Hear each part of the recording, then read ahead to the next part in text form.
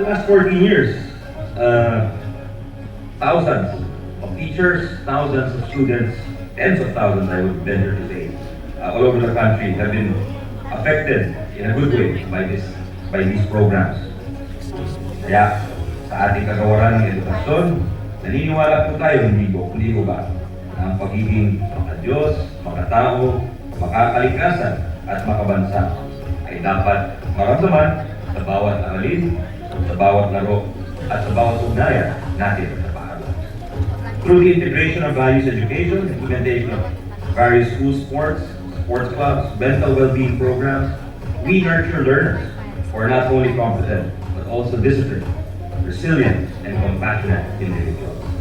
Kapag buo ang loob, mas buo ang pangarap. That's the kind of holistic personality that DepEd wants to build in each and every individual. Makadiyos sa diwa, makatao sa gawa, makabansa sa adhikain.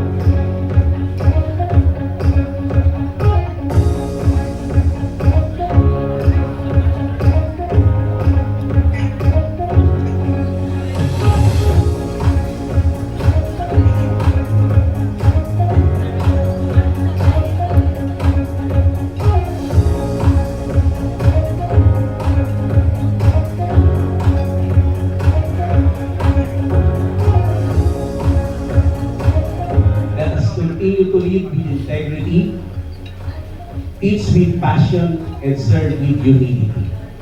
Let us be relentless in our pursuit of excellence, and let our perseverance be the legacy we leave behind. Sa ating lahat, ipagpatuloy natin ang laban, ipagpatuloy natin ang paghubog ng kinabukasan.